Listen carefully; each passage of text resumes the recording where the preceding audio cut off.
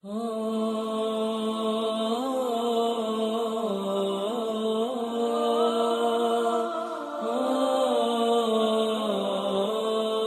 الله الرحمن الرحيم.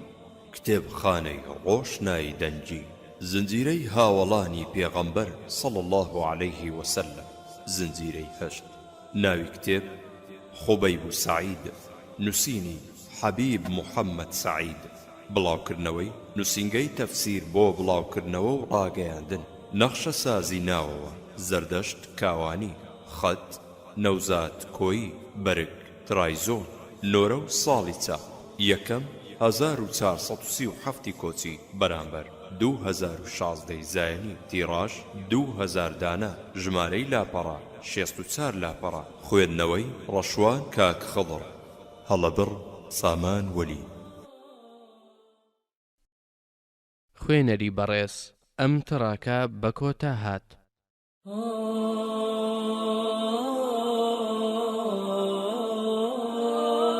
بسم الله الرحمن الرحيم. ئازیزەکانم، ئەی هاوڵە شیرینەکانی پێغەمبەری خوددا صلی الله عليه وسلم،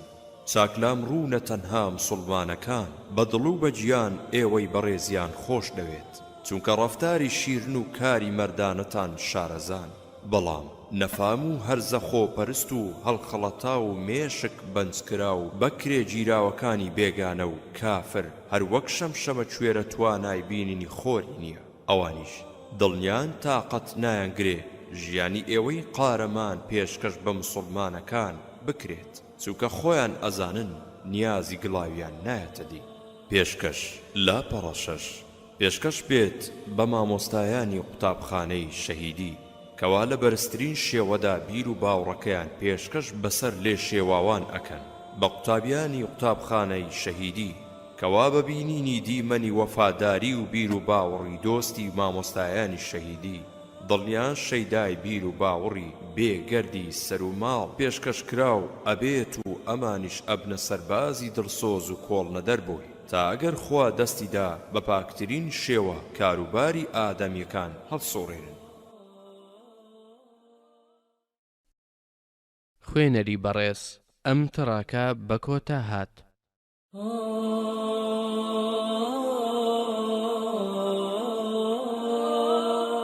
پێشەچی لاپەڕە حەفت. الحمد لله رب العالمين، والصلاة والسلام على خاتم الأنبياء والمرسلين وعلى آله وأصحابه أجمعين. ئازیزەکانم، و بە پشتیوانی خوددا ئەم جارەش لە دوو توێی ئەم نامیلکەیەدا بەیەک ئەگەینەوە. بەر لە هەموو شتێ سرم لە خۆم سوڕماوە، بۆچی زیاتر بە شوێن هاوڵە شەهیدەکانە ئەگەڕێم تا ژیانیان پێشکەش بە ئێوەی خۆشەویست بکەم. بەدەستی خۆم نییە، هەروەکو بڵێی لە پاڵ سەر و ماڵ بەختکردن و شەهیددا هیچ کارێکی تر بایەخی نییە. بەدەستی خۆم نییە، هەروەکو بڵێ تاکە دەرمان بۆ تیماری دەردەکانی مسڵمانان بریتیە لە پێشکەشکردنی سەر و ماڵ. هەرچۆن بێ بە باسی شەهیدی نەبێ دڵم ئاو ناخواتەوە. هیوادارم ئێوە شوابن، خودای گەورەش بێ بەشمان نەکا لێی. نامیلکەی ئەم جارەمان بریتیە لە قوتابخانەی شەهیدی کە لەسەر شانۆی ئەم ژیانەدا دەوری مامۆستای شەهیدی و قوتابی شەهیدیمان پێشکەش ئەکرێت. مامۆستای شەهید خۆبەیبی کوڕی عەدیە و بێ ئەوەی بەخۆی بزانێ ئادەمیەکی سەرگەردان لە قوتابخانەکەی ئەمدا ناوی خۆی تۆمار ئەکات و بڕوانامەیەکی ڕێک و پێچی و بێگەردی ئەم بیر و باوڕە وەرئەگرێ کە مامۆستای شەهید سەر و ماڵی ئەکاتە قوربانی. ئەم قوتابیەش سەعیدی کوڕی عامیرە کە ئەمیش دوای وەرگرتنی بڕوانامەکەی ئەبێتە مامۆستایەکی کەم وێنە لە خۆ نەویستی و وەفاداریدا، تاکو هەتایە ڕاستی ویستەکان چاویان لە هەنگاوە بەرز و پیرۆزەکانی بێت و شوێنی کەون. لە خوددا داواکارم لە هەموو کارێکمانە مەبەستمان تەنها ڕەزامەندی ئەو بێ و ئەویش بەسە بۆ کۆمەچی. نووسەر هەفتی ئابی 1970 بەرامبەر 26 ڕەمەزانی 1400.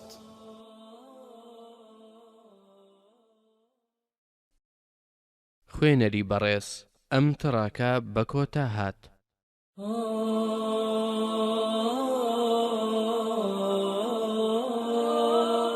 تۆڵە سندن لاپەڕانۆ کۆمەڵی مسلمانان لەگەڵ پێشەوا و مامۆستای مرۆڤایەتیدا دوای 15 ساڵ لە هەوڵ و کۆشی بێ و چاندا دام بە خۆداگرتن بەرامبەر بەستەم و جەور و سزای ناڕەوای کۆمەڵی بتپەرست لەلایەن خودای گەورەوە ماوەی درا تا تۆڵەی ساڵەهای ساڵی لە قوڕیش ستەمکار بکاتەوە کەوا دوای سزا و ئازاردان و دەرپەڕاندن و دەست بە سەرداگرتنی ماڵ و سامانیان هێشتا ئەیویست ماوەیان نەدا کە لە مەدینەشدا ئارام بگرن و بەحەسێنەوە کۆمەڵی مسلمانان کاتی هاتبوو تا فیز و دەماری قوڕیشی بچەقێنێت بەناو قوڕا و بۆ خەڵکی بسەلمێنێ کەوا فشە و هاش و دووشەکەی ناڕەوایە و بەو ناڕەوایەش خۆی کردووە بە خاوەنی دینی خوددا و مەبەستی دەستبڕینی خەڵک و پاراستنی بەرژەوەندی خۆیەتی نەک پاراستن و شوێن کەوتنی ڕێبازی پەروەردیگار خدای گەورە ماوەی کۆمەڵی مسلمانانیدا تا لەکوێ و هەرچۆن هەڵگیان دەستکەوێ و پشتی کۆمەڵی خوانە ناس بدەن بە زەویدا و سەریان پان بکەنەوە ماوەیدان تا لە بەدرا ئازایەتی و چاو نەترسی سەربازی مسلمان و بێهێزی و پێزی سەربازی شەیطان بۆ مرۆڤەکان دەرکەوێ تا بۆ خەڵکی بسەلمێ کاتێ سەربازی مسلمان دان ئەگرێ بەخۆیە و شان شل ئەکا بۆ ئازار و ستەمی ناڕەوا ئەوە گوێڕایەلی فەرمانی خوددایە وە لە بەرژەوەندی بانگی ئیسلامە ئەجینا هیچ سەربازێکی مسلمان ئیمانە پتەوەکەی ناڵی ترس و بیم لێی نزیک بێتەوە بەڵام کە لە سەرەتای بانگەوازەوە دان ئەگرێ بەخۆیە و ئەوە چاوەڕوانی بەدرە تا بەرژەوەندی بانگەواز ماوەی بدا مێشتی نەفامی بپڕژێنێ و بیکاتە پەندی زەمانە بەڵێ قوڕیش لە بەدرا درا بە زەویدا و شکستی خوارد وەک لە ساڵی ئایندەشدا خۆی جیف کردەوە و لە مەککەدا لێیدا بۆ مەدینە تا ڕەنگ و ڕیشەی دەوڵەت و ڕەگ و ڕیشەی دەوڵەتی قورئان دەربێنێ شار و دێهات و هۆزەکانی سەرڕێگا سەریان لە زیل و بەم کەش و فشی لەشکری دڵڕەش و سڕما بوو ئاگادارانی جەنگ بەو پەڕی مەبەستەوە حەزیان ئەکرد لە سەرنجامی هەڵمەتی پڵنگ و ڕەنجی مسلمان و ڕیوی ئاسای قوڕیش ئاگادار بن ئەوە بوو هەر ئەوەندەیان زانی باسی شکاندن و لێکوژرانی مسلمانەکان لە یەک ڕۆژدا بڵاو بوویەوە و بۆ ڕۆژی دووەمیش قوڕیش ماوەیەک بە فیز و دەمار گیریەوە ڕێگای بڕی کەچی بەبیستنی دەنگ و باسی شوێن کەوتنی لەلایەن مسلمانەکانەوە ئەوەندەی بۆ کرا بەپەلە و دڵەتە پێوە خۆی بکاتەوە بە مەککە بەڵێ کۆمەڵی شەیطان ناتوانێ بەو پیاوانە تۆڵە بسێنێ بۆیە ناچارە ڕێگەی مناڵانە بگرێتە بەر بۆ تۆڵەکردنەوە ئەمە یەک دووەم کۆمەڵی شەیطان بێمەرج و پەیمانە شەڕەف و ڕێز لێک ناداتەوە ویژدان و ئابڕووی ئەخاتە ئەولاو سۆزی ئادەمیانە لە دڵیان نامێنێ یەکەم ڕەفتاری قوڕیش پێی هەڵسا دووەمیش هوذەیل تێبینی هوذەیل ناوی هۆزێکە لە ناوچەی نێوان مەککە و مەدینەدا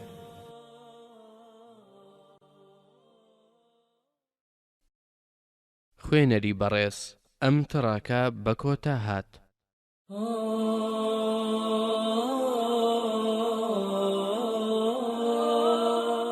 ناپاچی بێباوڕان و وەفای شەهیدان لاپەڕا 12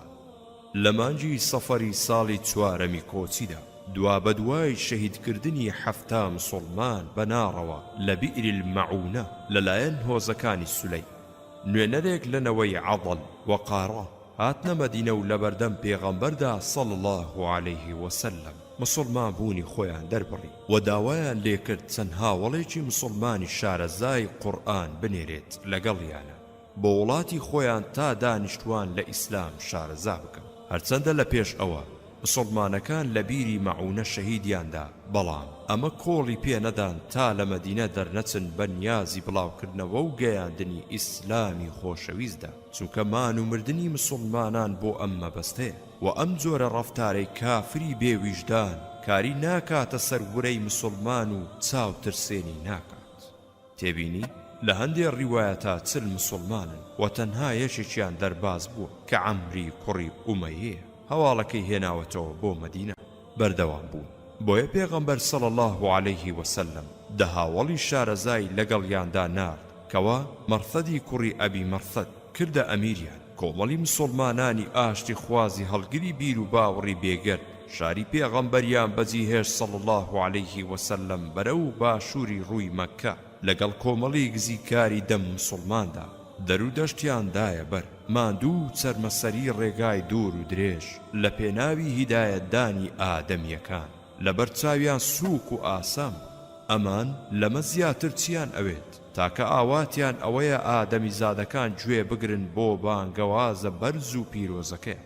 هەروەها ڕێگایان بڕی تا گەیشتنە سەر ئاوی ڕوجەیە کە لە خاچی هۆزی هودەیلدا بوو لەوێ مسڵمانەکان بۆ حەسانەوە لەسەر ئاوەکە لایەندا و زۆر لە خۆیان بێخەم بوو هەر ئەوەندە بوو کۆمەڵی ساختە چیەکە یەک لە دوای یەک خۆیان لە مسڵمانەکان دزیەوە بەرەونەوەی ئەلیەحیان لە هۆزی هودەیل ڕۆیشتن و هاواریان لێکردن و بێن بەدەمیانەوە تا نوێنەرە مسڵمانەکە بەدەستی خۆیان سپێرابوو لە ناوی برن هۆزی نەفام و هەرزەکە پەروەردەی نەفامی دڵ و مێشی بە خراپەکاری و دەستدرێژی و خوێن ڕێژی پڕکرد بوو ئەم هەنگاوە نامەردانەیان زۆر بەدڵ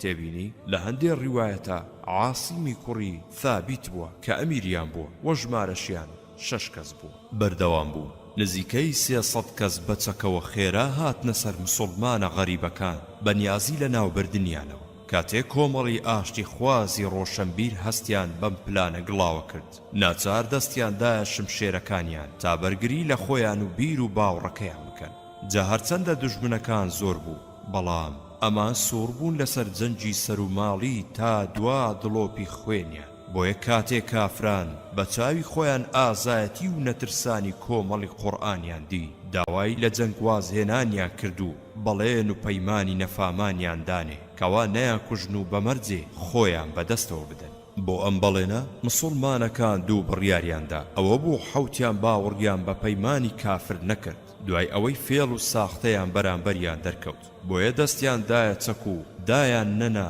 هەتا هەر حەوتیان بە شەهیدی سەریان نایەوە بەڵام سیانەکەی تریان کە زەید بوو وە خوبەیبی کوڕی عەدی و عەبدوڵڵای کوڕی تاریق بوو کە دیان بەرگریکردن سوودێکی نییە و دڵیان بە بەڵێنی پیاوانی هۆزەکە متمانەی ئەکرد خۆیاندا بەدەستەوە و کافری بێ پەیمانیش خێرا قۆڵیانیان بەستن پاشان خێرا بەرەو مەکە خستیانە ڕێ تا لەوێ بیان فرۆشن بە بتپەرستەکانی قوڕەیش بەڵام عەبدوڵڵای کوڕی تاریق کە ئەم ناپاچەی دی پەشیمان بوویەوە لە خۆ بەدەستەوەدانی بۆیە کە گەیشتنە مەڕ الظەهران مەردانە دەستی داماڵی و شمشێرێکی فڕاند و دەستی کرد بە جەنگ کەچی کۆمەڵی ترسنۆک تاقە پیاوێکیان نەیوێرا بچێتە مەیدانی پاڵەوانی غەریبەوە تا شمشێربازی بکەن بەڵکو بە هەمویانەوە هەر لە دوورەوە دەستیاندایە بەردبارانکردنی ئەویش بە شەهیدی کەوتە ڕێ هودەیل زەید و خوبەیبی بەرەو مەککە بردو لەبەر ئەوەی نێوان حکومەتی مسڵمانانی مەدینە و کۆمەڵی قوڕەیشی بتپەرستەکان ناکۆک بوو سەردارانی قوڕەیش ئەم دیاریەیان زۆر پێخۆش بوو پاشان لەگەڵ هودەیلیەکان هەوڵیاندا تا ڕێککەون و لێیان بسێنن تا بە کوشتنیان زامی دڵیان ساڕێشکە لە ئەنجاما لەسەر ئەوە ڕێککەوتن کەوا ئەو دوو پیاوە هودەیلیە دیلەی دەستی قوڕەیشیان ئازاد بکرێن و هودەیلیش دوودی لە مسڵمانەکان بدەنە دەستی قوڕەیش تا تۆڵەی خۆیانیان لێ بکەنەوە ئەبوو سەفوانی کوڕی ئومەیە زەیدی کڕی تا لە تۆڵەی ئومەیەی کوڕی خەلەفی باوچیا بیکوژێتەوە کەوا مسڵمانەکان لە بەدردا کوشتوبیە وحجيري كري أبي إيهابيش خبيبي كري بو عقوبي كري حارثي كري عامري خشك زايتا لطولي باوچي كجراو لبدردا بي كجيتو بلام لبر اوي أمر داوا لمانگكاني حرام دابو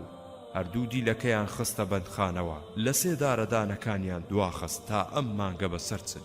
بۆ ئەوەی تا ئەم مانگانە بەسەر بچن کە حەرام چونکە عەرەبەکان لەم مانگانەدا هەرگیز خوێنیان نەئەڕشت تێبینی ئێستاش گۆڕەکەی لەوێ بەردەوام بوون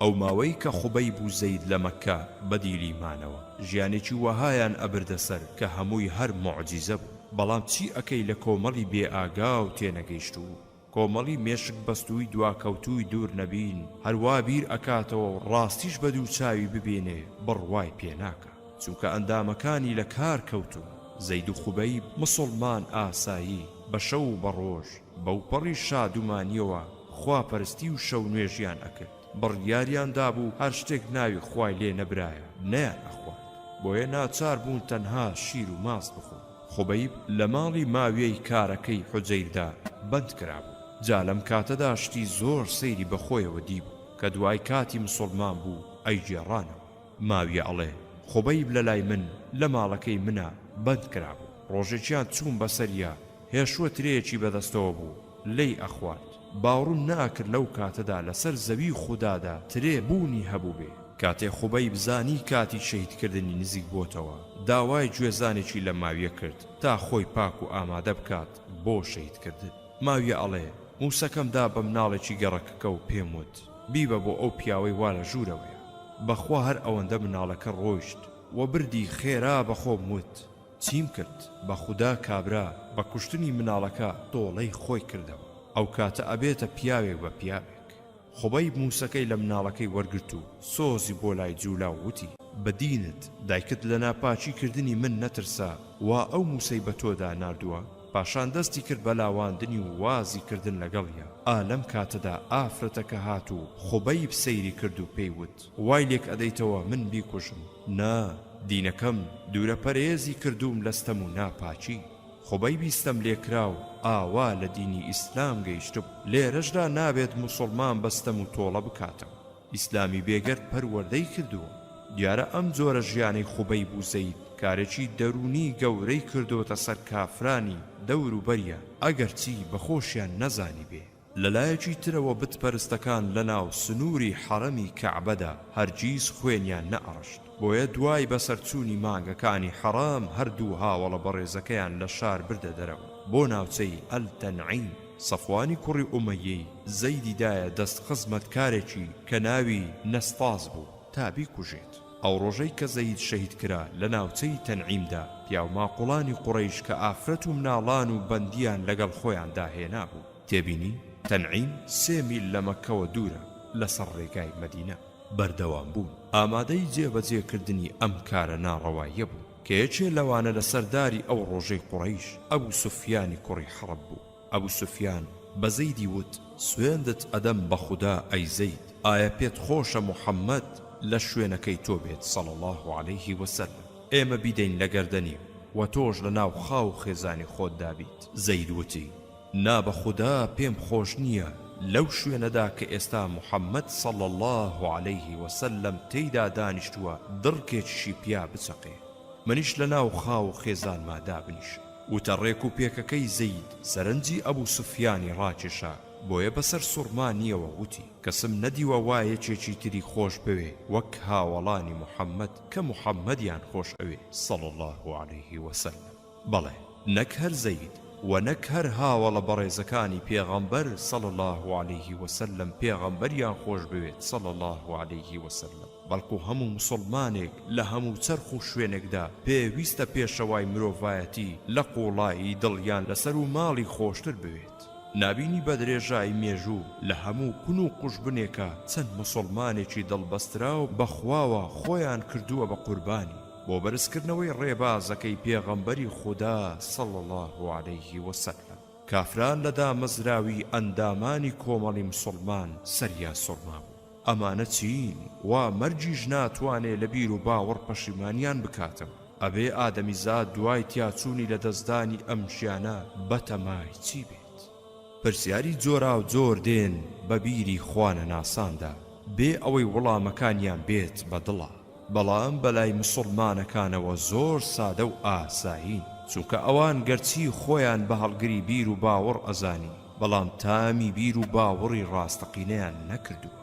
بیر و باوڕەکانی ئەوان بەستراوە بە هەڵپە و پەڵەقاژەی ئەم جیهانە کەچی بیر و باوەڕی ئیسلام و شوێن کەوتوەکانی لەسەر ئەو پەروەردە ئەکات کەوا بە هیچ شێوەیەک دڵیان وابەستەی ئەم ژیانە نەبێت و هەتا ئەتوانن خۆیان وازی لێبێن و پێشکەشی بکەن بە برا ئادەمیەکانیان خوانەناسان کە شوێن بیر و باوەڕ کەوتن و لەگەڵ هەموو زرۆفێکە ئەیگۆڕن بۆ ئەوە کەوتون ژیانیان پارێزراو بێت کەچی مسلمان بۆیە ژیانی خۆش ئەوێ و لە پێناوی خودادا بە شەهیدی سەر بنێتەوە کافران کە زانیان زەید پەشیمان نابێتەوە هەڕەشە کۆڵی پێنادا تون دەست و پێیان بەست و دەستیان کرد بە ئازاردانی دیریان ئەگرتە ئەو شوێنانەی کە پێیان نامرێت تا بەشک و مواز بێنێ لە ئیسلام و پەشیمان بێتەوە مسلمان هیچ تاوانێکی نییە جگە لە مسلمانێتی جا هەر کاتێک وازی لە ئیسلام هێنا ئەبێتە خۆشەویستی هەموو کافرێک خوانەناسان سەیر بیر ئەکەنەوە نازانن مسلمانی تێگەیشت و قورئان و فەرموودەکانی پێشەوە صلی الله عليه وسلم لەگەڵ خوێنیا تێکەڵ ئەبن و خۆی بە خاوەنی سەر و ماڵ نازانێ. زۆر سادەن کافران وا دەزانن ئەمانەش لە پێڕەکانی تری خەڵکان کە بە ئازار و ترساندنەوە پەشیمانیان بکەنەوە. وا ئەزانن لە هەموو هەورێ هەر باران دەبارێ. بە ئازار و سزا زەید تا ئەهات ئیمانی پتەوتر ئەبوو و باشتر پشتی بە خودا ئەبەست و چاکتر ئادەمی ئەبوو تا گیانی لەدەست بدا، چاکتر ئامادە دەبوو تا گیانی لەدەست بدا لە پێناوی ڕێبازی پەروەردگار. دوای کۆڵدانی خوانەناسان نەستاس بە فەرمانی سەفوانی ئاغای لە زەید هاتە پێشەوە و شەهیدی کرد. ئەوەی شایانی باسە نەستاس لە جەنگی ئوحوددا بەشداری کرد. جا لە کاتێکا کە مسڵمانێ خەریک بوو سەفوان بکوژێ، ئەم فریای کەوت و خەنجەرێکی دا لە مسڵمانەکە و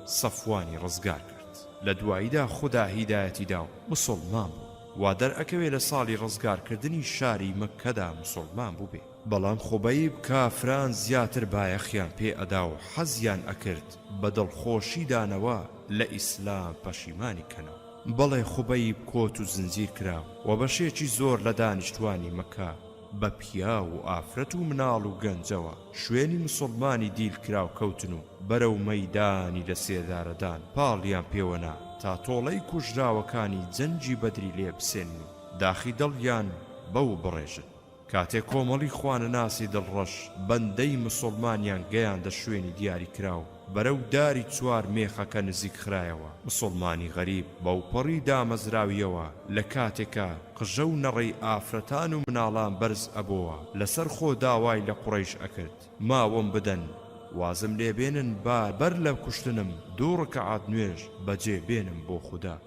گەنجی دڵبەستراوە بە خودداوە زانی چەند ساتێکی زۆر کەم لە ژیانی ماوە و نەفامان وازی لێ ناهێن یا ئەبێ واز لە ئیسلامی بێگەردوێنێ و یا ئەیکوژن. جا بۆ ئەوەی هێز و وزەی دڵ و دەرونی تازە بکاتەوە و کۆمەچی لە پەروەردگاری بەتەسەڵات وەرگرێ تا بتوانی بەرهەڵستی شاڵاوی نەفامی بکە و لەم تاقیکردنەوە سەرکەوتوو بێت. وای بە چاک ئەزانی پەیوەندی بکا بە خودای گەورەوە تا هێزێکی ئەو تۆی پێ ببەخشێ بۆ کافران لە خشتەی نەبرێ و لە ئیسلام پەشیمان نەبێتەوە. مسڵمانی پاڵەوان بە دڵ و دەروونێکی دامەزرا و بە باڵایەکی ڕێک و پێک و بەسەرێکی بەرز و ڕوومەتێکی گەشاوە ڕووی کردە کەعبەی پیرۆز، ڕووی کردە ماڵی ئەو خودایەی کە ئامادەیە گیانی بکاتە قوربانی ڕێ باز شیرنەکەی. 2 ڕەکەعات نوێژی ڕێک و پێچی لە بەردەم کۆمەڵی کافری دڵڕەشدا بۆ خودای گەورە بەجێهێنا. چەند هەڵوێستێکی دڵتەزێنە و چەند هەڵوێستێکی پڕ لە شانازیە لە پەنای کەعبەی پیرۆزدا. لەبەر ئەڵڵادا بەندەی مسڵمان ئامادەیە گیانی لەدەست بدا. کافرانیش دەوریان داوە تا هەمویان بەشداری ئەو تاوانە گەورەیە بکەن. خوێنی مسڵمانی بێکەس و غەریب بڕێژن. مسڵمانی پاڵەوان لە خوددا ناپاڕێتەوە تا لە مەرگ ڕزگاری بکات. چ جای وەک هەندێ لە تامی خواناسیان نەچەشتووە گلەی و ناشکوری بکات جا بۆ چ ڕزگاریەک. هەڵوێست هەیە لەوە بەرزتر بێت، جا چ پلێک هەیە لەوە بەرزتر بێت. ئاخۆ مسڵمان لەم ژیانەدا ئاواتێکی تری هەیە لە شەهید بوون لە پێشتر بێت. دوای کڕنوش بردن بۆ خودای گەورە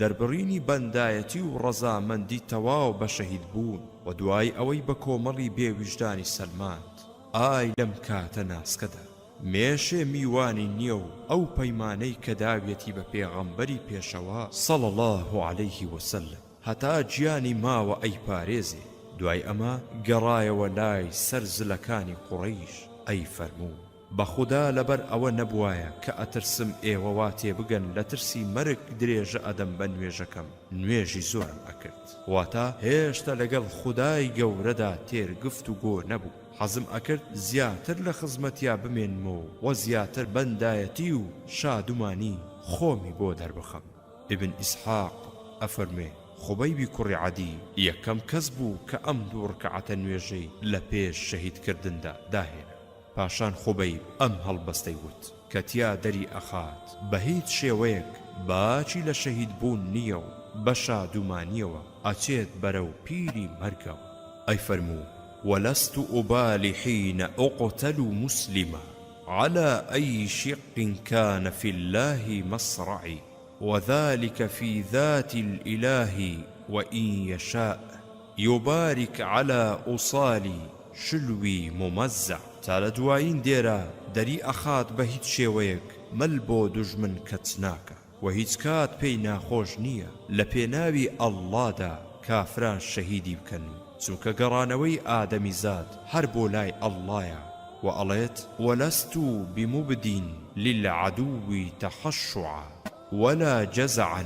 إني إلى الله مرجعي پاشان پێڕی خوانە ناسان دەستیان دایە بڕینی گۆشتی ئەندامانی لاشەی هەر بە زیندویی بۆ ئەوەی واز بێنێ لە ئیسلام هەڵگەڕێتەوە پێیان وت لە ئیسلام پەشیمان بەرەوە وازت لێدێنی وتی نا بە خودا حەز ناکەم لە ئیسلام پەشیمان ببمەوە ئەگەر هەرچی وا لە زەویە پێم بدرێت وتیان پەشیمان بەرەوە ئەی خوبەی وتی هەرگیز پەشیمان نابمەوە وتیان دەی بەلات و عوزا ئەگەر پەشیمان نەبیتەوە ئەتکوژین ئەویش وتی کوشتنم لە پێناوی خودادا زۆر کەمە جا هەر کاتێک کەپ لە گۆشتێکیان لە لاشەی لێ ئەکردەوە و لێیان ئەپرسی ئایا پێت خۆشە محەممەد صلی الله عليه وسلم لەو شوێنە تا بوایە و تۆش ڕزگارت بوایە ئەویش کە خوێن لە لاشەی بڕینی پلە گۆشتەکانی لاشەی سەری کردبوو ئەی وت نا بە خودا پێم خۆش نییە من ئێستا لە ناو ماڵ و مناڵی خۆما بموو و محەممەدیش صلی الله عليه وسلم دڕکێکی لە پیا بچێ هەرچەندە ئەم وەڵامەی ئەدانەوە کافران ئەوەندەی تر شێدگیر ئەبن و چاویان ئەپەڕیە تەوقی سەریان بەجارێکە دەستیان بۆ ئاسمان بەرز ئەکردەوە و هاواریان ئەکرد بیکوژن بیکوژن مێشتی نەفامیە چی لێ ئەکەی هەر کەسێ خوا نەناسێ بە کوشتن و بڕینی بێتاوانان نەبێ دڵی ئاو ناخواتەوە پاشان کافران ڕویان لە کەعبە وەرجێڕاو ئەویش وەڵامی دانەوە کە ئێوە ڕووم لە قیبلە وەرئەجێڕن خوای گەورە بڕیاری داوە مسلمان بۆ هەرکوێ ڕوو بکە ئەگەر نیازی خوا بێت ئەوە ڕووی لە خوا کردووە و ئەی فەرموو فأينما تولوا فثم وجه الله پاشان وتی خدایە جگە لە دوژمنان هیچ کەس نابین خدایە هیچ کەس لێرەدا نییە تا سەلامم بگەێنێ بە پێغەمبەرەکەت صلی الله عليه وسلم خدایە خۆت سەلامی پێ بگەێنە تێبینی هەمان پرسیار لە زەیدیش کراوە وەک لە پێشەوە باس کرا دووهەم ئەم ئاەتە لە سوڕەتی بەقەڕەیە ئاەتی 115 بەردەوام بوون بەڕاستی چاک لە ئیسلام گەیشتوویت خوبەی بیخۆشەویست سەلامەکەت کەنارد بۆ پێغەمبەری خودا صلی الله عليه وسلم لە جێگەی خۆیدا چاک کافرە دڵڕەشەکانت تێگەیاند کە تۆ شوێن کەوتەی ڕاستەقینەی ئەوی هەموو ڕێبازە شەیطانیەکان بە هەمویانەوە بە درێژایی مێژوو شوێن کەوتویەکی چاوکراوەی خۆنەویستی وەک تۆیان نەبووە و نابێت با کافران بزانن قەڵاکەیان قەڵای ساختە و ڕووکەش و گزیکاری و بەرژەوەندی بازیە هەروەها مسڵمانەکانیشت چاک تێگەیاند کەوا ئەوەی بەتەمای بەهەشتا با چاوی لە تۆ و کردار و گفتارە شیرنەکانت بێ ئەجینە بەهەشت هەوەنتە نییە بەڵێ خوشک و برا مسڵمانە ئازیزەکانم ئەوە خوبەی بە خاوەنی چ دەروونێکی پیاوانەی بێباکە بە یەک دوو وشەی سەرزار ڕزگاری ئەبێ لە مەرگ نە ئەمە هەڵوێستی بیان و گرانە لە جیاتی وشەی نەشیاوی ڕزگارکەر بە خودای گەورەدا سەلامی خۆی بۆ پێغەمبەری پێشەوە صلی الله عليه وسلم ئەنێرێ نەفامان با تووشی سکیەشە بن لە بەردەم مسڵمانی پاڵەواندا چونکە ئەم هەڵوێستە و ئەم کۆڵنەدانە شاخی دامەزراویش بەرگەی ناگرێت ئەمە لە کاتێکدا کەوا بەسەرداری چوار مێخەکەوە بوو پاشان قوڕەیشەکان بانجیان کردە چلگەنجی باوک کوژراو لە بەدردا نێزەیان دا بەدەستیانەوە و پێیان وت ئەمە باوکی ئێوەی کوشتووە لە بەدردا خوبەی بوتی خدایە ئێمە فەرمانی پێغەمبەرەکەتمان بەجێهێناوە تۆش ئەمڕۆ هەواڵمان بگەینە پێی کە چیمان پێ ئەکرێت پاشان ئەم نزای لای خودای کردو بۆ فەوتانی قوڕەیش اللهم أحصهم عددا واقتلهم بددا ولا تغادر منهم أحدا كأم نزای کرد قڕەیشەکان خەم دایگرتنەوە ئەوە بوو ئەبوو سوفیان خێرا معاویەی کوڕی پاڵخست و لە ترسی نزاکەی خوبەی چونکە بڕوایان وابوو کە هەر کەسێ نزای لێ بکرێ ئەگەر پاڵکەوێ کاری لێ ناکە هەروەها حەکیمی کوڕی حەزام ڕای کرد لەگەڵ جوبەیری کوڕی مطعم خۆی شاردەوە و پاشان چل گەنجەکە بۆ تۆڵە سندنی خۆیان بەنێزەوە دایان گرتەوە. هەرچۆنێ بوو ڕووی خۆی وەرجێڕایەوە بۆ کەعبە وتی سوپاس بۆ ئەو خودایەی کە ڕووی کردمەوە ئەو قیبلەیەی کە بۆ خۆی و پێغەمبەرەکەی صلی الله علیه وسلم و مسلمانەکانی بڕیاری داوە. کافران دیسان بۆ ماوەی سەعاتێک بەنێزە دایان گرتەوە، ئەویش بە سەرداری چوار مێخەکەوە بە دەنجی بەرز هاواری ئەکرد لا إله إلا الله محمد رسول الله. خۆشەویست و بەڕێزم خوبەیب، مامۆستای بێباکم خوبەیب، ئەزانیت لەسرە مەرگە گەورەترین وشە شەهادەتە، بۆیە وا بەدەنجی بەرز ئەیدەی بەگوێی نەفامەکان با هەر بتێژن داخی سەخت ئەوان کە ڕقیان لە تۆی بەڕێز هەڵگرتووە لەسەر ئەم وشە شیرینە. جا ئەوەندە نەفامن و ئەزانن ئەگەر تۆ شەهید بکەن ئیتر هەڵگری نابێت و دەکوژێتەوە، و ئەزانن بە شەهیدکردنی تۆ دەنجی ڕاستی کپ ئەکەنەوە، نازانن بە درێژایی مێژوو هەزارەهای سەرگەردان لە چیرۆکی شەهیدکردن تا لە گەورەی دەرونی مسڵمان و بێباچی و فیداکاری ڕاستەقینە تێئەگەن. نازانن هەتایە تۆ زیندوت و بەلای پەروەردیگارتەوە ڕۆزی وەرئەگریت و پەروەردەی نەوەکان ئەکەیت و لەسەر خۆ نەویستن و قوربانیدان. بەم شێوەیە خۆبەیب گیانی لەدەستدا و بە خزمەتی پەروەردیگاری شاد بوو، وەلاشەی ئەوەندە شیر و نێزەی پێوە بوو زامەکان لە ژمارە نەئەهاتن. خۆزگەم بە تۆ بۆ ئەو دڵ و مێشک و بیر و هەستت ئەی خۆبەیب، خۆزگەم بە تۆ بۆ ئەو باوەڕە قوڵ و پتەوەت ئەی شەهیدی ڕێگای ئیسلام، خۆزگەم بە تۆ بۆ ئەو شوێنە و مەنزڵەی کە خوددا بۆی بڕیارداوی ئەی پاڵەوانی کۆڵەدەر، خۆزگەم بە تۆ بۆ ئەو خواناسیتت ئەی غەریبی بەناڕەوا خوێن ڕەژاو کەوا بوویتە نمونەیەک لە کۆڵنەدان و خۆنەویستندا تا ڕۆڵەکانی ئیسلام تا کۆتایی دێت بە جیهان تا چاوت لێ بکەن و فێری فیداکاری و چاو نەترسی ببن ئەی شێری بێترس و بیم. خۆزگەم بە تۆ کەوا ئەوەندە پێغەمبەرەکەت صلی الله علیه وسلم خۆش ئەویست وا لەبەردەم هەزاران دوژمنی خوێن خۆردا بە ئاشکرا خۆشەویستی ئەوت دەرئەبڕی و ئەی سەربازی مەرد و بە وەفا. خوێنەری بەڕێز ئەم تڕاکە بە کۆتا هات.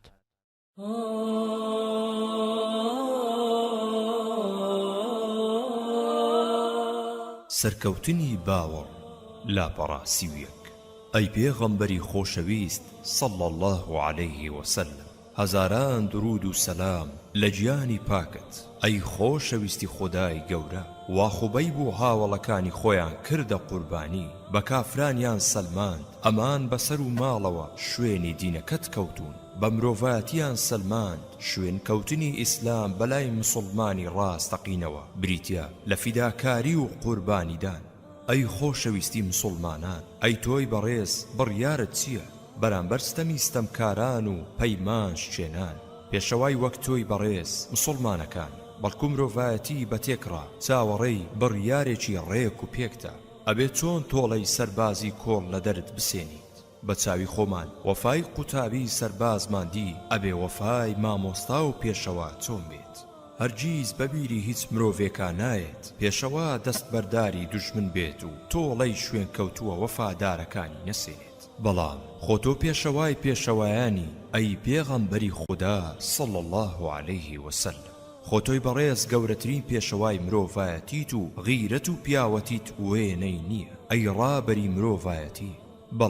بەڵێ خوبەیب لە پەروەردیگاری داوا کرد کە هەواڵیان بگەێنێ بە پێغەمبەری خۆشەویست صلی الله علیه وسلم. خدای گەورەش چاوی لە بەندەی ملکەت بوو چۆن بۆ ڕەزامەندی ئەو دەستکەوتنی شەهیدی و بە بەهەشت شاد بوون کە لە بەردەم کافران دامەزراوە. پاڕانەوەکەی لێ وەرگرت و وەحی ناردە خوارەوە بۆ سەر پێغەمبەری خوددا صلی الله علیه وسلم کەچی لە خوبەیب ڕووی داوە. ئوسامە خودای لێ ڕازی بێت ئەجێڕێتەوە کەوا لەو ڕۆژەدا کە قوڕەیش خوبەیبیان دابوو لە سێدارە، پێغەمبەر صلی الله علیه وسلم لە نێو هاوڵەکانیدا دانیشت بوو. ئەو شێوەیەی کە بەسەر هات لە کاتی وەحیدا بەسەریا ئەهات. پاشان گوێمان لێبوو ئەی فەرموو وعليه السلام ورحمة الله وبركاته. جا فەرمووی ئەمە جوبریلە سەلامی خوبەیبی بۆ هێناو کەوا قوڕەیش کوشتویانە. لەو کاتەدا پێغەمبەری خودا صلی الله عليه وسلم عەمری کوڕی ئومەیەی لەگەڵ سەلەمەی کوڕی ئەسلەمدا نارد بۆ مەککە تا ئەبوو سوفیانی کوڕی حەرب بکوژن لە تۆڵەی ئەودا کە پیاوێکی خوانەناسی نارد بۆ مەدینە تا پێغەمبەری خودا صلی الله عليه وسلم بکوژێت بەڵام خوا ویستی وابوو پێغەمبەرەکەی ئاگادار بکە صلی الله عليه وسلم پاشان کابراش ڕاستی نیازەکەی ئەوەی کە ناردبووی ڕاستە و خۆ دەری بڕی عەمر و هاوڵەکەی گەیشتە مەککە و تەوافی کەعبەیان کرد بەڵام لەبەر ئاشکرابوونیان نەیانتوانی بە کارەکەیان هەڵسن بۆیە لە مەککە هەڵاتن بە مەینەتێکی زۆر لە دەستی قوڕەیش ڕزگاریان بوو تا گەیشتنە تەنعیم ئەو ناوچەیە کە خوبەیبی تیا شەهید کرابوو سەیر ئەکەن وا بەسەرداری چوار مێخەکەوە پاسەوانی قوڕەیش دەوری داون هاوڵەکەی پێی ئەڵێ حەز ئەکەی خوبەیب لە داری چوار مێخەکە داگرینە خوارەوە ئەڵێ کوا ئەڵێ تا ئەوە تا بەسەرداری چوار مێخەکەوە پاسەوانی لە دەورایە ئەمیش ئەڵێ بەڵێ ماوەم بدە و لێم جیا بەرەوە تا ئەگەر مەترسید بوو خۆت بگەینە لای وشترەکەت و بگەڕێەوە بۆ لای پێغەمبەری خودا صلی الله عليه وسلم و هەواڵەکەی بدەرێ واز لە من بێنە خۆ چاک شارەزای ڕێگای مەدینەم عەمر دەنگ ناکە تا پاسەوانەکان ئەخەون پاشان لە دارەکە نزیک ئەبێتەوە سەر ئەکەوێ و بەدزیەوە خوبەیبدا ئەگرێت و ئەیگرێت بە کۆڵەوە تا کەمتر لە 40 یا 20 هەنگاو ئەڕوا پاسەوانەکان بەخەبەر ئەبنەوە پێیان ئەزانن ناچار لاشەکە بەپەلەدا ئەنێ و هەرچۆن بوو ئەیکا بەژێرگڵەوە لەبەر چاویانی گوم ئەکات و ڕێگای سەحڕای بەرەو مەدینە ئەگرێتە بەر و کافرەکانیش دوای مادووبوونێکی بێهودا ئەگەڕێنە دواوە پێغەمبەری پێشەوە صلی الله عليه وسلم زۆر بەداخەوە بوو بۆ ئەو ناپیاوەی کە لە بەنی لیحیانەوە دەرحەق بە موسڵمانەکان پێی هەڵسا بە شەهیدکردنی ئەو دە موسڵمانەی کە بەسپاردەوە متمانە درابوونە دەست نوێنەرەکانی عەدڵ و قارە بۆیە زۆر بە ئاواتەوە بوو ماوەی ببێ بۆ تۆڵە سەدنەوە لێە بەڵام ئەوەندەی پێنەچوو هەر لەو ساڵەدا لەشکری ئەحزاب بەدەست کیسەی جوولەکە هێرشی هێنایە سەر پای تەختی ئیسلام و موسڵمانەکان پێوەی بەشۆکان بەڵام هەر بەکشانەوەی لەشکری ئەحزاب و سەر شۆڕبوونی جوولەکەی ئاگیر هەڵگرسێنەر و تیاچوونیان پێغەمبەری پێشەوە صلی الله عليه وسلم دوای 2 مانگ بەخۆی و 200 مسلمانەوە کە 20 کەسیان ئەسب سوار بوون و بەرەو ناوچەی بەنی لیحیان کەوتنە ڕێو عەبدوڵڵای کوڕی مەکتومی کردە ئەمیری مەدینە مسلمانەکان پێویست بوو 200 میل ڕێگا ببڕن بەڵام ئەم هەموو مادووبوونە بەلای پێغەمبەری پێشەواوە صلی الله عليه وسلم هیچ نەبوو بەمرجێ تۆڵەی هاوڵە شەهیدەکانی بکاتەوە و زیاتر هێز و دەسەڵاتی مسلمانەکان بۆ هۆزەکان دەربخات پاشان بۆ سەر شێواندن لە دوژمن پێغەمبەری پێشەوا صلی الله عليه وسلم بەرەو باکوور کەوتەڕێ لە کاتێکە کە هۆزی تاوانبار لە باشووردا بوون و بە هاوڵەکانیان گەیاند کەوا نیازی وایە هێرش بکاتە سەر شام تا هەواڵ نەگا بە دوژمن بۆیە ماوەی 20 میلێک بەرەو باکوور ڕۆیشت و ئەوسا بەرەو باشوور بوویەوە مسلمانەکان زۆر هەوڵیاندا دوژمن نەزانێت تا بدەن بەسەریدا بۆیە هەوڵیان ئەدا لە ڕێگایەکەوە نەڕۆن کە هاتو چۆی لێوە بکرێت تا بتوانن تۆڵەی شەهیدە ستەم لێکراوەکان بکەنەوە بەڵام هوذەیلی ستەمکار ئەیزانی پێشەوای ئیسلام دەست بەرداری خوێنی بەناڕەوا ڕژاوی هاوڵەکانی نابێت بۆیە جاسوسی لەسەر ڕێگاکاندا نابوو تا هەواڵی هێرشی مسلمانەکانی پێ بگەین ئەوە بوو کە لەشکری ئیسلام لە ناوچەکەیان نزیک کەوتەوە هەواڵیان زانی ئەوانیش خێرا پەنایان بردە بەر شاخە سەختەکانی نزیکیان تا خۆیان لە چەنجی مسلمانەکان دەرباسکەن پێغەمبەری پێشەوا صلی الله عليه وسلم 2 ڕۆژ لەو ناوەدا مایەوە بێ ئەوەی کەسی لێیان دەستکەوێت ئەم هێرشە و ئەممانەوەیە هێز و پێزی بەخشی بە لەشکری خواناس و ئابڕووی کافرانی برد بە هۆزەکانی سەرباند کەوا هێزی ئیسلام سەربەستە بۆ هێرش بردنە سەر هەر ناوچەیەک کە دانیشتوانی نیازیان خراپ بێت بەرامبەر بە دەوڵەتی قورئان پێغەمبەری خودا صلی الله عليه وسلم بەڕاونانی هوذەیلەوە نەوەستا بەڵکو وای بە چاکزانی ترس و لەرز بخاتە دڵی قوڕەیشی بتپەرستەوە ئەو قوڕەشەی کە چەند مانگێک لەوە پێش بە 4000 سەربازەوە لەگەڵ هۆزەکانی تردا لە شکرە 10,000 یەکەی ئەحزابیان پێکهێنابوو بە نیازی کوژانەوەی چرای ئیسلام کە بەرەو مەدینە کەوتنە ڕێ بۆ ئەم مەبەستە پێغەمبەری پێشەوا صلی الله عليه وسلم بەخۆی و لەشکرەکەیەوە بەرەو مەککە کەوتە ڕێ تا گەیشتە شیوی عوسفان جا لەوێ ئەبوبەکری سەدیقی بان کرد 10 سوار چاچی مسلمانی لەگەڵا نارد و فەرمانی پیادا تا بەرەو مەککە بکەونە ڕێ بۆ ئەوەی ترس و لەرز بخەنە دڵی دانیشتوانیەوە. ئەبوو بەکریش خۆدا لێی ڕازی بێت لەگەڵ برا موسڵمانەکانیان کەوتە ڕێ تا گەیشتنە کوڕاع النەعیم کە شوێنێکی زۆر نزیکە لە مەککەوە. کاتێ قوڕەیش ئەمەیان بیست ترس و لەرزیان لێ نیشت، چونکە وایان ئەزانی پێغەمبەری خوددا صلی الله علیه وسلم نیازی وایە کە هێرشیان بکاتە سەر. قوڕەیشی هاش و لوشکەر بە وێنەی هەموو هێزێکی خوانەناس نەیان وێرە هەڵمەت بێنە سەر دەستەکەی ئەبوو بەکر. ئەمیش دوای بەجێهێنانی ئەرچی سەرشانی گەڕایەوە خزمەتی پێغەمبەری خوددا صلی الله علیه وسلم تا بگەڕێنەوە بۆ پایتەختی دەوڵەتی ئیسلام. کاتێ پێغەمبەری پێشەوا صلی الله علیه وسلم گەیشتە دۆڵی غوڕان، ئەو شوێنەی کە موسڵمانە بێ تاوانەکانی بەدەستی هوذەیل تیا شەهید کرابوو، داوای خۆشبەختی و لێخۆشبوونی بۆ کردن. لەم هێرشەدا کافرە دەست درێژی کەرەکان نەکەوتنە بەر هەڵمەتی لەشکری ئیسلام، بەڵام لەشکری ئیسلام پەیسەلماندن کە ئەو دەست بڕە بێ پەیمانانە هەتا خاوەنی ناوچە و خاک و ئاوی خۆیان نین و هەر کاتێ لەشکری ئیسلام بیەوێ بە ئاسانی دەریان ئەپەڕێنێ و ڕاویان ئەنێ. پاشان بە قوڕەیشی بتپەرستی سەلماند کە پاڵەوانە چاو نەترسەکانی ئیسلام ئەتوانن بگەنە هەر شوێنێک کە بیانوێ و تا بزانن کە ئەوان لە جەنجی خەندەقدا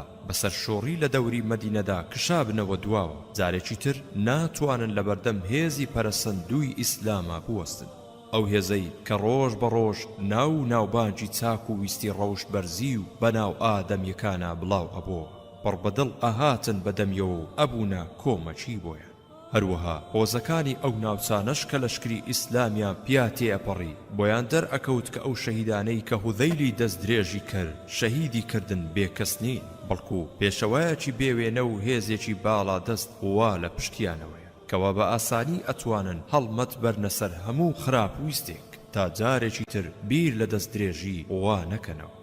بەم هێرشەی پێغەمبەری پێشەوا صلی الله علیه وسلم ئەوەی پێویست بوو بۆ بەرژەوەندی ئیسلام و موسڵمانەکان بێتە دی، زۆر بەچاچی هاتە دی و سەری موسڵمانە شەهیدەکان لەو ناوچانەدا بەرز بیە و ڕووی ڕەشی چاو شۆڕی کرایە خەڵاتی لەشکری پەیمانشچێنی خوانە ناس.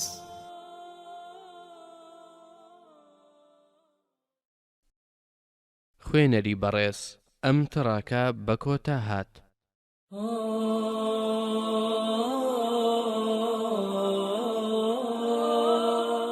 بەرهەمی شەهیدی لاپەڕاسی و هەشت. بەم شێوەیە مامۆستای شەهیدی وانەی شەهیدی پێشکەشی بینەرانی کرد. خوبەیبی پاڵەوان لە بەردەم بتپەرستاندا و بەسەر سێدارەوە سەلماندی کە موسڵمان بوون بریتیە لە پێشکەشکردنی سەر و ماڵ. پاڵەوانی خۆنەویست بەخوێ نەگەشەکەی شایەتیدا کە ئیسلام و پێغەمبەرەکەی صلی الله علیه وسلم بێ ئەندازەی خۆش ئەوێن. کافرانیش کە خۆشویستنی وایە نەدیوە و نەیان بیستووە لەم فیداکاریەدا سەریان سوڕما بوو. ئەم پیاوە یەسریبیە تا چڕادەیەک شەیدای ڕێبازەکەی موحەممەد بووە صلی الله علیه وسلم. سەیرە و زۆریش سەیرە، دیارە ڕێبازەکەی موحەممەد ڕاستە صلی الله علیه وسلم. هەرچۆن بێت ئەمە لە قوڵایی دڵیانە ئەسەلمێت، بەڵام چی ئەەکەی لە دڵ و مێشکی نەفامی کە بیر و باوەڕی پڕ و پوچ بۆتەوە، وەچی ئەەکەی لە ویجدانی نەفامی کە هەست بە هیچ شتێک ناکات کە هەموو خەڵکە بە دیار شەهیدکردنی مسڵمانی غەریبەوە وەستا بوون بێ ئەوەی هەستیان ببوزوێت.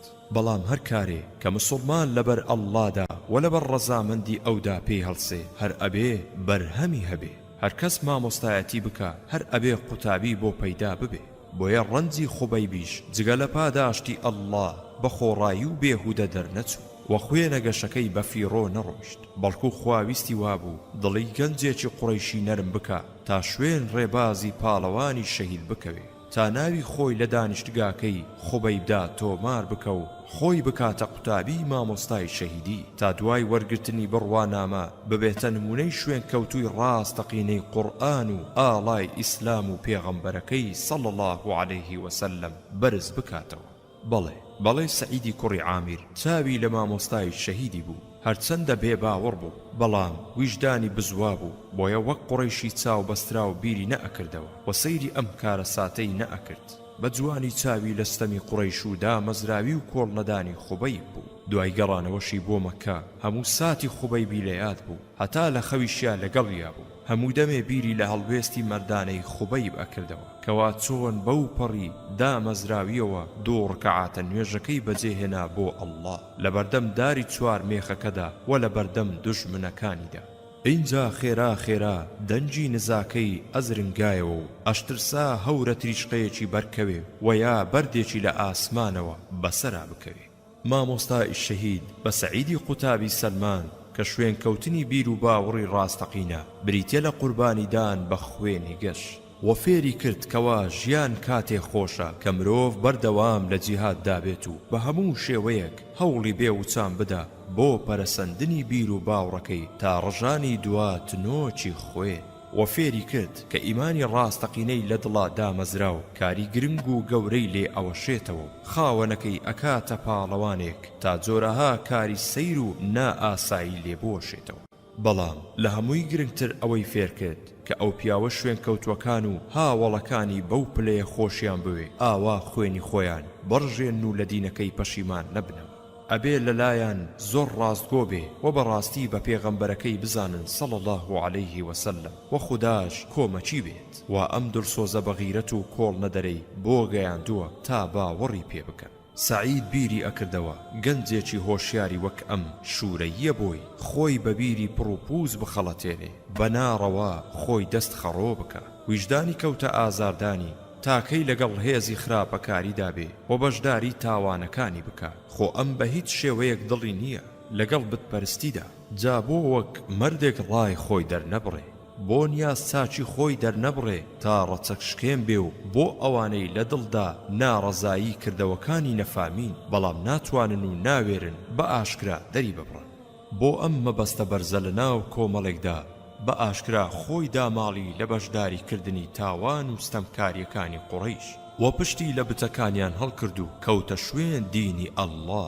بەڵێ لە دار الحەربدا لە خاکێکدا کە یاسای نەفامی تا ڕادەی بکوژ و ببڕی دەستی ئەڕۆی سعید بە ئاشکرا بڕیاری مسلمان بوونی خۆی ئەدا نازانم ئەوانەی ژیانی دنیا بەرچاوی گرتن و ناوێرن خەمێکی ئیسلام بخۆن چۆن لە ڕوویان دێت خۆیان بە مسلمان بژمێرن یا بۆ نایەن ئامۆژگاریەکی سعید بکەن تا خۆی نەخاتە مەترسیەوە سعید دوای مسلمان بوونی وای بە چاک زانی مەککەی ژێردەستی نەفامان بەجێ بێڵێ و بە پێی فەرمانی قورئان کۆچ بکا بۆ مەدینە بۆ خزمەتی پێغەمبەری پێشەوا صلی الله عليه وسلم تا لە بنیاتنانی قەڵای ئیسلامدا بەشداری بکات تا مرۆڤایەتی بە مسلمان و نامسلمانەوە لە سایەیە بەحەسێتەوە سعید گەیشتە مەدینە و فریای جەنجی خەیبەر کەوت و پاڵەوانانە بەشداری ئەویش و هەموو ڕووداوەکانی لەوە و دوایویشی کرد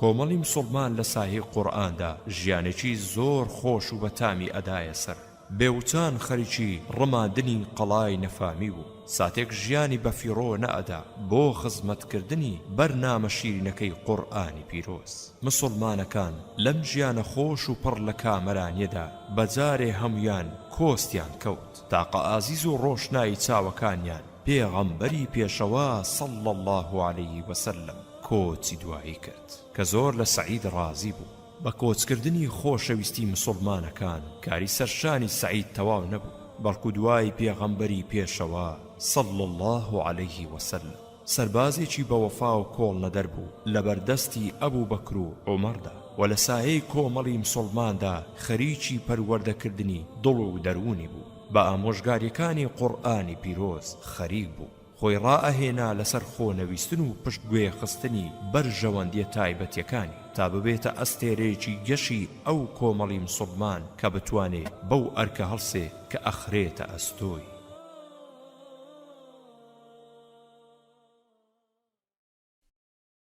خوێنەری بەڕێز ئەم تڕاکە بە کۆتا هات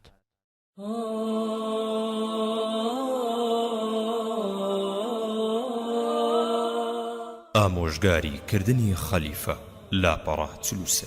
سعید لە سایەی قورئانی پیرۆزدا ژیانی بەخۆ پەروەردەکردن و خوددا پەرستی ڕازاندبوو نمونەی مسلمانی چاو کراوە بوو تا ئاگاداری تەواوی دینەکەی بکات. زۆر بەتەنگ ئیسلام و مسلمانەکانەوە بوو. دڵە هۆشیارەکەی و بیرە تیژەکەی خست بووە کار بۆ چاودێریکردنی و پارێزگاریکردنی قەڵای ئیسلام و بەرژەوەندی مسلمانەکان. سەعید بیری ئەکردەوە کار بەدەستانی مسلمانەکان دەورێکی گرنگیان هەیە لە پاراستنی بەرژەوەندی مسلمانەکانە. بۆیە مسلمان ئاسایی ئامۆژگاری ئەبوو بەکر و عومەری ئەکرد تا بەڕێک و پێچی دەست بە ئیسلامەوە بگرن و بۆ جێبەجێکردنی ئەرچی سەرشانیان درێخی نەکەن. ئەوانیش سەعیدیان چاک ئەناسی و لە خواناسی و ڕازگۆی یەکەی شارەزا بوو. بۆیە بەو پەڕی سنگ فراوانیەوە ئامۆژگاریەکانیان وەرئەگرت. جارێکیان هاتە لای خەلیفە عومەر کە تازە بۆ خەلیفەی مسلمانەکان هەڵبژێردرا بوو. پێی وت: ئەی عومەر، ئامۆژگاریت ئەکەم بەوەی کەوا لە پێناوی خەڵکە لە خوددا بترسی، بەڵام لە پێناوی خوددادا لە خەڵک نەترسی، وەوتەت پێچەوانەی کردارت نەبێت، چونکە چاکترین وتە ئەوەیە کە کردەوەی لە پاڵدا بێ. ئەی عومەر، بە هەموو مسلمانان دوور و نزیکیان کە خوا کاروباری پێسپاردوویت ڕووی خۆش پیشان بدە و ئیش و کاریان جێبەجێ بکە. ئەوەی بۆ خۆت و خزم و کەس و کارت پێت خۆشە با بۆ ئەوانیش پێت خۆش بێ، ئەوەش بۆ خۆت و خزم و کەس و کارت پێت ناخۆشە با بۆ ئەوانیش پێت ناخۆش بێت. و بۆ گەیشتن بەوە هەموو سەختیەک بدەرە بەرخۆت، لە پێناوی خوددادا لە لۆمەی لۆمەکاران نەترسی. عومەر فەرمووی: جا چێ ئەتوانێ بەمە هەڵسێ ئەی سەعید؟ سەعید وەڵامی دایەوە، فەرمووی: پیاوێکی وەک تۆ ئەتوانێ کە خوددا کاروباری ئومەتی محەممەدی صلی الله عليه وسلم پێسپاردووە و جگە لە ئەڵڵا باڵا دەستی نییە. بەڵێ کۆمەڵی مسلمان هەموو ئەندامێکی بە وێنەی سەعید چاو کراوە بوو. هەموو مسلمانێ لە ئاستی خۆیدا خەمخۆری دینەکەی بوو. دەست بگرە بە کڵاوی خۆتە، بەلای ئەوانەوە دەرچوون لە کۆمەڵی مسلمان و گەڕانەوە بۆ یاسای نەفامی بوو، چونکە ئیسلام هەر وەک مافی ئادەمیانەی پێشکەش کردبوون، هەروەها ئەرچی سەرشانیشی بۆ دیاری کردبوو. بە تایبەتی بانکردن بۆ سەر ڕێگای ڕاست و فەرماندان بە چاکە و دوورە پەرێزیکردن لە خراپە، تا قەڵای ئیسلام کە پەنای مافقوراوان و چەوساوانە پارێزگاری بکرێ و کۆمەڵی مسلمان بتوانێ بە ئەرچی سەرشانی هەڵسێ کە بریتیە لە ئاوەدانکردنەوەی زەوی بەپێی ڕێبازی ئیسلام. ئەمەیە جیاوازی کۆمەڵەکەی ئەمڕۆمان لە کۆمەڵەی مسلمانەکانی ئەو سەردەما. ئێمە تەنها ئیشەکەی خۆمان جێبەجێ بکرێت، ئیتر باکمان نییە دەیانستەم لەبەر چاومانە بکرێت لە هەژار و بێکەسە. تەنها خۆمان ڕووی خۆشمان پێشان بدرێ بە هەر شێوەیەک بووە، ئیتر هەژار و داماوان و قەی ناکە لەبەر دەرگادا ئەژنۆیان وشک بێت. ئەوەی لە دەممان دەرئەچێ لە شێوەی وشەی بریسکەدار و ڕازاوە لە ژیانمانە هیچ دەورێکی نییە، چونکە ئەمانەوێ ژیانی ئەم جیهانەمان دەستکەوێ. بەڵام کۆمەڵە مسلمانەکەی قورئان کە سەعید تیایدا ئەندامێکی ئاسایی بوو، ژیانی تەرخان کردبوو بۆ حەسانەوەی ئادەمیەکان و وەدەستهێنانی ژیانی نەبڕاوەی بەهەشت. ئیتر ئەم ژیانەی ئەوەندە بەلاوە گرنگ نەبوو تا زمانی لووسی بۆ بەکار بهێنێ و بیر و هۆشی بۆ تەرخانکە. پاشان هیچ ئەندامێکی کۆمەڵی مسلمان هەوڵی نەئەدا خۆی لە کار بەدەستان نزیک بکاتەوە تا بەرژەوەندی خۆی بپارێزێ، بەڵکو ئەگەر ماوەی نزیک بوونەوەی ببوایە هەوڵی ئەدا کارێکی وا بکە کە خودای گەورە لە خۆی ڕازی بکە، بەوەی بە هەڵی بزانێ بۆ چارەسەرکردنی گیر و گرفتەکانی کۆمەڵگەی ئیسلامی. لەلایەکی ترەوە ئەم ئامۆژگاریەی سەعیدی دەرئەخا کە تەنها ئیسلام ڕێبازی ڕزگاریە، چونکە ڕزگارکردن لە ڕاستیدا بریتیە لە ڕزگارکردنی مێشک لە هەموو کۆت و زنجیرێک، نەک بەڕەڵایی و بێ ئابڕۆیی. بەمەش پیشانمان ئەدا هەموو مسلمانێک بۆی هەیە ڕەخنە لە ئەمیری ئیمانداران بگرێت و یا هەر نەخشەیەکی بەلاوە چاک بوو پێشکەشی بکە، چونکە دەسەڵات لە ئیسلامە بەدەست خوددایە و پێویستە هیچ کەسێک لە نەخشەی دینە پیرۆزەکەی ئەڵڵادا لا نەدات و هەر کاتێک لایدا و یا کەم تەرخەمی کرد مسلمانان بۆیان هەیە ڕەخنە بگرن و ملکەتی فەرمانی نەبن. دیارە نە عومەر و نە سەعید لە ژیانی نەفامیدا و لە ژێر ساهەی بتەکانی کەعبەدا بەم شێوەیە نەژیاون و ئەم سەربەستی و دادپەروەریەیان بەخۆیانەوە نەدیوە. بەڵام ئیسلامی ئازیز ڕێبازی ڕزگاری بوو کە برایەتی ڕاستەقینە و خۆشەویستی بێوێنەی پێشکەش بەوانیش و بە هەموو گەلە جۆر بە جۆرەکانی جیهانی ئاوەدان کراوەی ئەو ڕۆژە کرد. ئەمڕۆژ سەرزەوی وێرانەیە، تاریکە شەوە، ئادەمی زادەکان سەرگردانن، ماف خوراون، نەعومەریان دەست ئەکەوێ و نە سەعیدیشیان لێ هەڵکەوتووە هەرچی سەرشانی هەڵگرانی قورئانیش بەپێ ئەو پێویستیە گران و گرنگە پێویستە بە قورئان دڵ و مێشکی گەلان ڕزگارکەن و بە چاو ساغیان بکەن تا ئەگەر نەشتوانن عومەر و سەعید دروست بکەن با قوتابی و شاگردی ئەوان دروستکەن بۆ ڕزگارکردن و حەسانەوەی ئادەمی زادەکان بەڵام تکایە با هەڵگرانی قورئان پەلە نەکەن و بەشداریمان بکەن و بزانین سەرنجامی چیرۆکی عومەر و سەعید بەکوێ ئەگا تا لە کاتی هەڵسانیان بەم ئەرکە پیرۆزە هەردووچیان بکەنە مامۆستا و شوێن هەنگاوە پیرۆزەکەیان بکەون خوێنەری بەڕێز ئەم تڕاکە بە کۆتا هات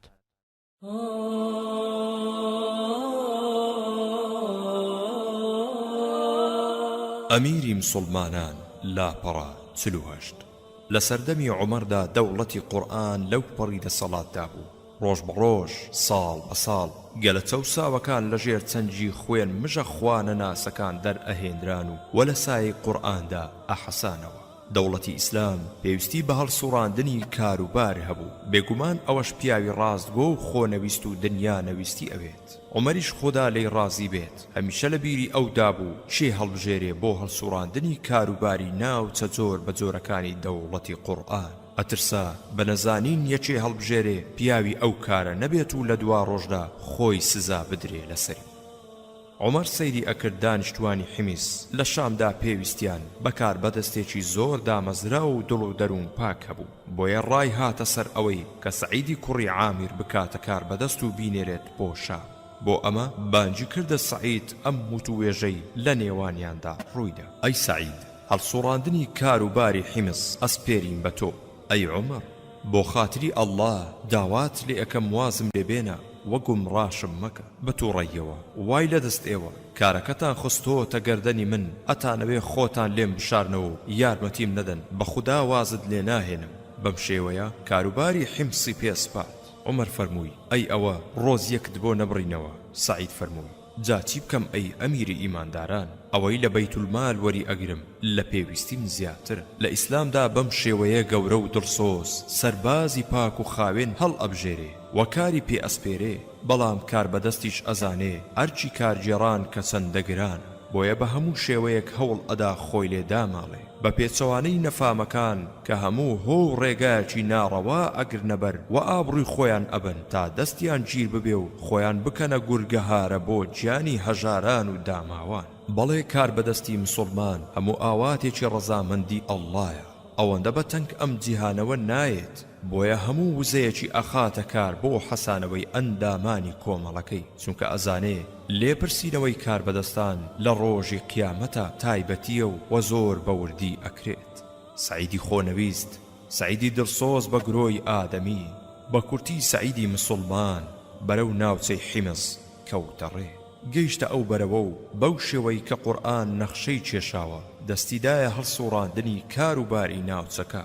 بەڵێ خوددا ویستی وابوو کە قوتابیەکەی خوبەیبی شەهید ببێتە کار بەدەستێکی ناوچەیەکی ئەم زەویە تا ئێستا قوتابیەکی ڕاستگۆ و بەوەفا بوو بەڵام نە هێشتا بە تەواوەتی تاقی نەکراوەتەوە چونکە تاقیکردنەوەی وا لە دەسەڵات و پایەدا ئاخۆ سەعید لەم تاقیکردنەوەیدا دەرئەچێ و خوێنی مامۆستای شەهیدی بە فیڕۆ نادا ماوەیەکی زۆری پێنەچوو لە دانیشتوانی حیمس چەند پیاوێکی متمانە پێکراو هاتنە مەدینە بۆ سەردانی خەلیفەی مسڵمانەکان عومەر پێیوتن ناوی هەژارەکانتانم بۆ بنووسن هەتا پێویستیان جێبەجێ بکەم ئەوانیش لیستێکی هەژارەکانیان گرت کە یەکێ لەوانە سەعیدی کوڕی عامیر بوو عومەر پرسی سەعیدی کوڕی عامیر کامەیە وتیان ئەمیری ناوچەکەمان پرسی ئەمیرەکەتان هەژارە وتیان بڵێ بەخودا چەند شەو ڕۆژێکی بەسەرا ئەڕوا لە ماڵی ئەو ئەمیرەدا ئاگر ناکرێتەوە بەبیستنی ئەمە دڵی عومەر هاتە جۆش و ئەوەندە گریا هەتا فرمێسک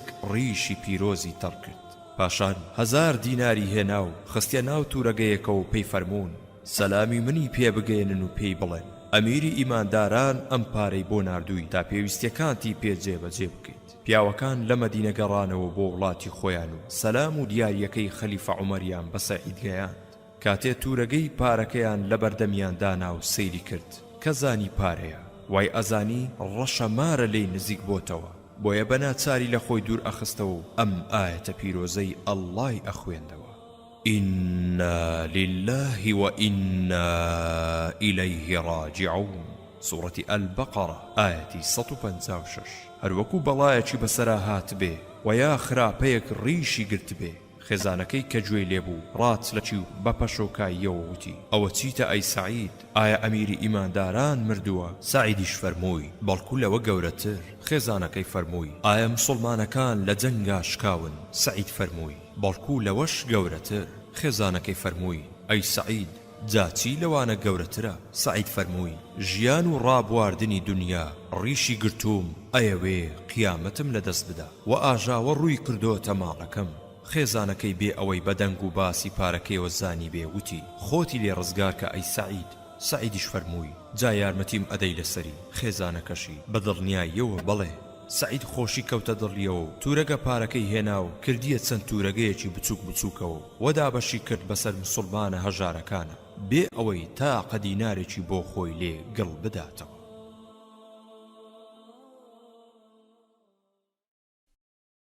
خوێنەری بەڕێز، ئەم تڕاکە بە کۆتا هات.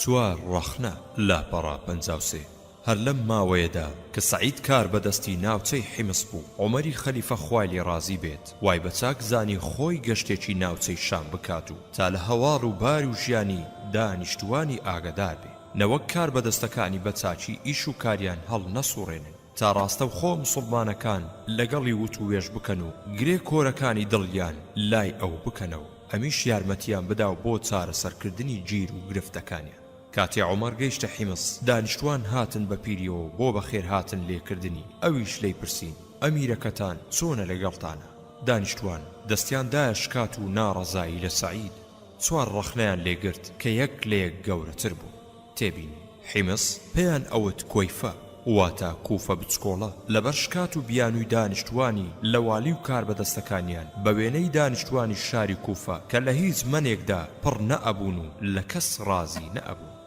بەردەوام بوون. هەر لە ڕێوە هێشتا خەلیفە نەحەسابوویەوە. ناتەواویەکانی سەعیدیان خستە بەردەمی. عومەر زۆر سەری سوڕما، ئەوە بەبیر تیژی و فەراسەتی و خۆی سەعیدی هەڵبژارد. یانی چی؟ ئەمیش وا دەرەچێ؟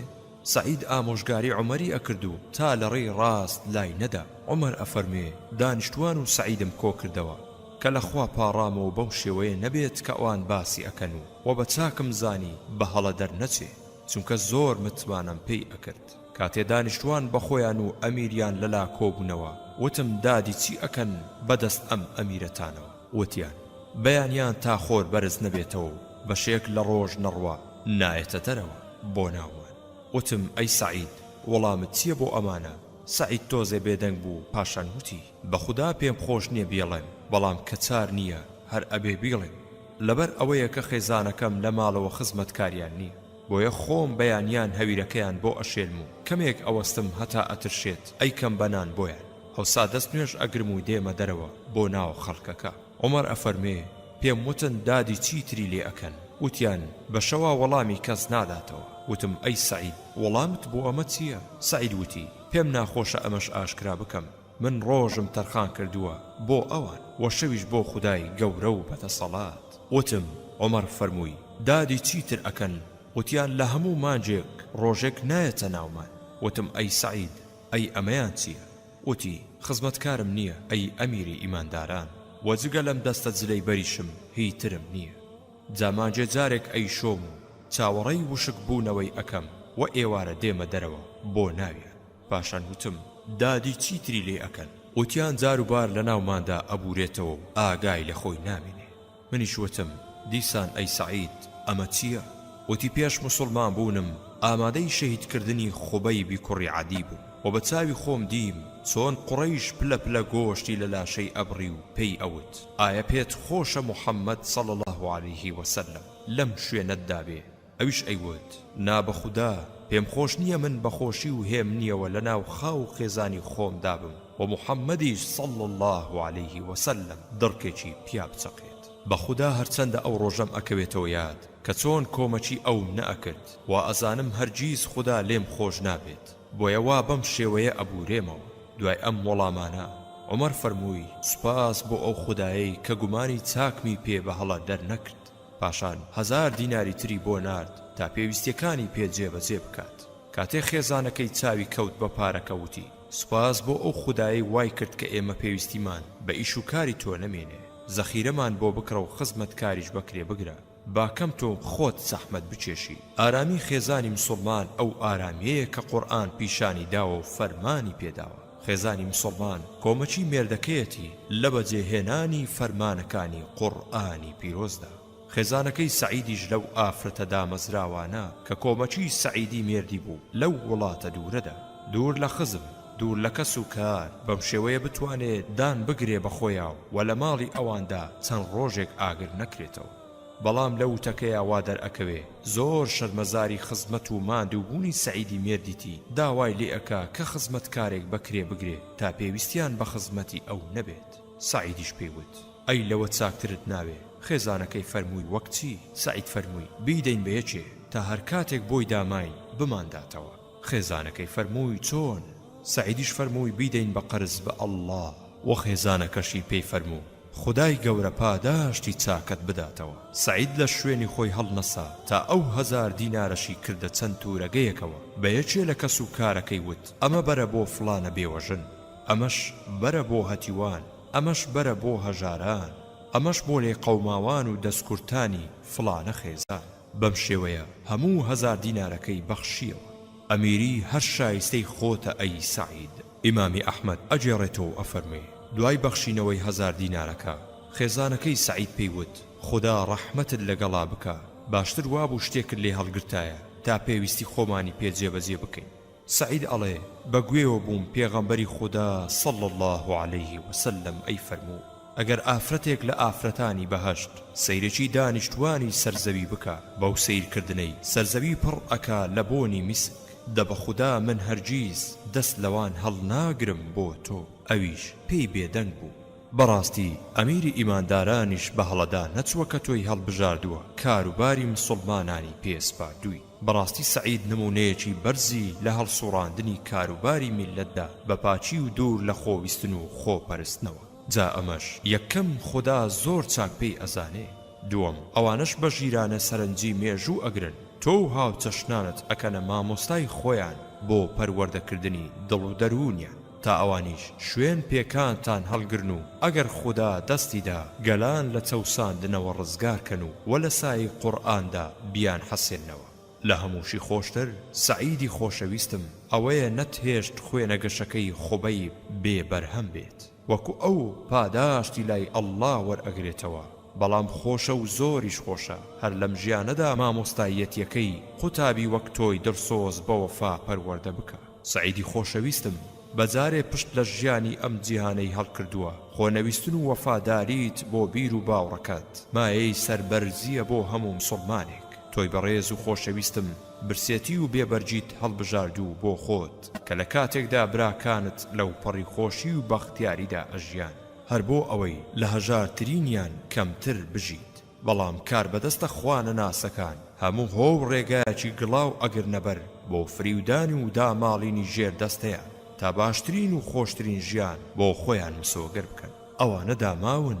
نەفامن، شەیطان بە گومڕاکردنیان دەستی بڕیوە، وا ئەزانن کامەرانی وەدەستێن، نازانن ئەو نەخۆشی کە تووشی ئەوان ئەبێ تووشی هیچ هەژارێک نابێت، کە ئەویش نەخۆشی و چاوچرۆکی و چاوبرسێتی و تێر نەخواردنە. خۆشەویستم ئەو خۆشی و کامەرانیەی دەستۆ ئەکەوێت کەی دەستی نەفامان ئەکەوێت، ئەو سەربەرزی و ڕوو سووریەی دەستی تۆ ئەکەوێت نەفامان هەر خەونیشی پێ نابینن. تۆی خۆشەویست هەر با برسی و بێبەرگ بیت، لەزەت و ڕابواردنی ڕاستەقینە هەر تۆ بردووتە، چونکە کۆمەڵی مسلمانان هەموو کات و شوێنی هەتا جیهان و ژیان ماون وان بە شوێنتەوە و پیرۆزبایی هەنگاوی مەردانت لێ ئەکەن، ئیتر با پاداشتی بەهەشت بوەستێ. بەڵام کافران هەرچەندە بیری تەستیان بخەنە کار بۆ پاراستنی بەرژەوەندیە تایبەتیەکانیان و بەدەستهێنانی ڕابواردن وەک ئەوە وایە لە ناو دەریادا جوود بکەن، چونکە گەڵێکی چەوساوە و مافقوراو لە قوڵایی دڵیان ئاواتی تیاچوونیان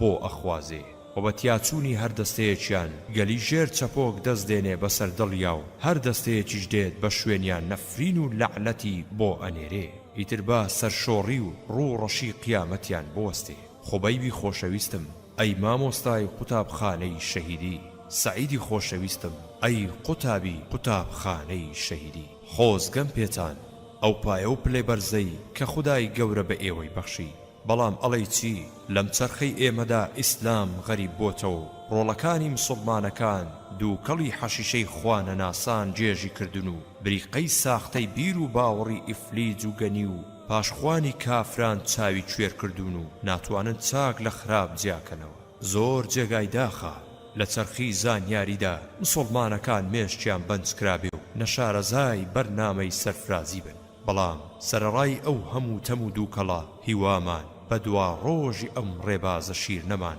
کەم نابێتەوە هەرچەندە شەوە زەنگ درێژە بچێشێ هەر ئەبێ ڕۆژ بێتەوە خۆری ڕزگاری ئیسلامی بێگەرد سەر زەوی ڕۆشن بکاتەوە ئەو کاتە مسڵمانەکان بەسەر کەوتنی ئیسلام دڵخۆش ئەبن و دەستی مرۆڤایەتی سەر لێ شێواو ئەگرن تا لە زۆنگاوی نەکبەتی و تیاچوون ڕزگاری کەن و گۆماوی خوێنە بە ناڕەوا ڕژاوەکانی وشک بێتەوە ئازیزە نەبەزێنراوەکانم ئێوە وا لە بەهەشتی بەریندا بۆ خۆتان خەریکی ڕابواردن بن و ئێمەش هێشتا تاقیکردنەوەمان تەواو نەبوو داواکارین لە خوددا کۆمەچیمان بکات تا پشتی شەیطان بدەین بە زەویدا تا لە بەهەشتا بە خزمەتی پێغەمبەری خۆشەویست صەڵی الله عەلەیه وسەلەم و ئێوەی بەڕێز شاد ببینەوە ئیتر بەخواتان ئەسپێر خدا لە خوبەیبی مامۆستای شەهید و لە سەعیدی قوتابی قورئان و هەموو پەیڕەوی کەرانی قورئان ڕازی بێت وآخر دعوانا أن الحمد لله رب العالمين خوێنەری بەڕێز ئەم کتێبە بە کۆتا هات